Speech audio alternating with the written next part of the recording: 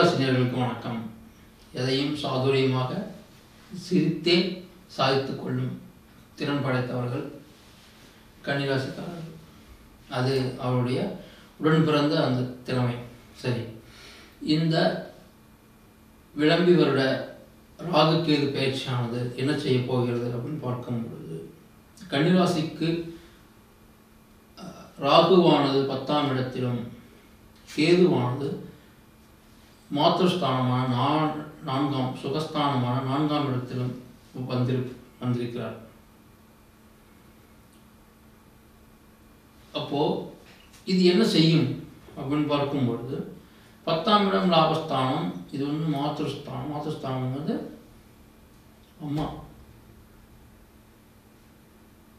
அப்புறம் வந்து சுகஸ்தானம்.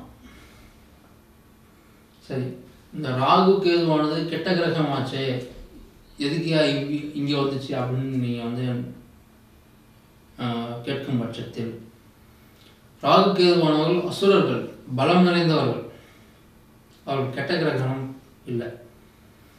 அதாவது உம்மை பலம்படுத்த, உமது தொழிலிலும் லாபத்திலும், உமது தாய்மை நிலையிலும், உமது சுகத்தையும் பலப்படுத்த ஒரு துணை வந்து சேரும். ஏன்னா புதன் உச்சாதிபதி. ஏன்னா உங்கள் கன்னிராசியில் தான் பார்த்தீங்கன்னா எந்த ஒரு கிரகமுமே வந்து பகைமை நிலையோ நீச்ச நிலையோ அடைவதில்லை.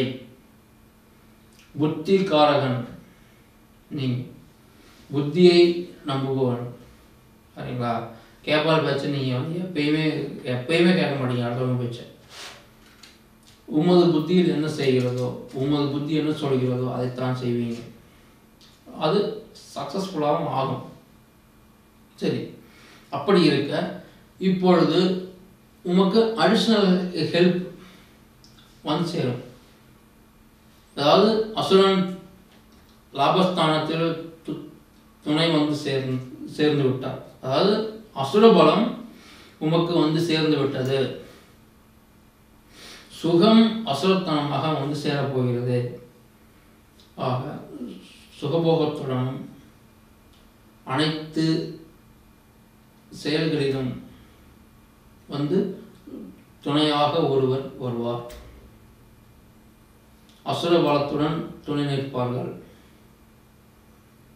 ஏதோ ஒரு உதவியில் சற்று சிரம நிலைகள் இருந்தாலும் ஏதோ ஒரு வகையில் உமக்கு நன்மைகள் வந்து சேரும். அதற்கு ரீசன் என்னன்னா அந்த ராகு கேதுவின் பார்வைதான். ஆகவே நீங்கள் இயற்கையாகவே பக்தி மனங்களாக இருக்கிற பட்சத்தில், உமது பக்தியை திறன்படுத்தும் பட்சத்தில் அந்த எம்பெருமான் விநாயகரையும் அந்த மகாவலாம்பிகையான காளியம்மனையும் வணங்கி வாருங்கள். ஏன்னா சர்வத்திற்கும் முதன்மையானவன் விநாயகன். அந்த முதன்மைக்கு சர்வத்தை வழங்குபவர் வாளாம்பிகை. அதுதான் காளிகாம்பாள். கடவுளுக்கெல்லாம் கடவுள் காளிகாம்பாள் சொல்லுவாங்க. வாளாம்பிகை. வாளாம்பிகை காளியம்மன் அப்படின்னா கோரை பற்களும் 10 கைகளிலும் ஆயுதம் ஏந்தி ஜடாமுடியுடன் இருக்கும். அது கிடையாது. வாளாம்பிகை என்பது குழந்தையா பருவத்தில் அருள்பாலிக்கும் தன்மைதான் வாளாம்பிகை. அதனால்தான் குழந்தையும் தெய்வமும் ஒன்று அப்படின்னு சொல்லுவாங்க. ஸோ அந்த வாளாம்பிகை தான் அனைத்திற்கும், தேவர்களுக்கும் சரி, அசுரர்களுக்கும் சரி, சித்தர்களுக்கும் சரி, யோகிகளுக்கும் சரி, அந்த வாளாம்பிகையானது அருள் புரிந்தால் மட்டும் அருள் புரிந்ததுனாலேயே அவர்கள் சித்த நிலையிலும் யோக நிலையிலும் தெய்வ நிலையிலும் இருக்கிறார்கள். ஆகவே நீங்கள்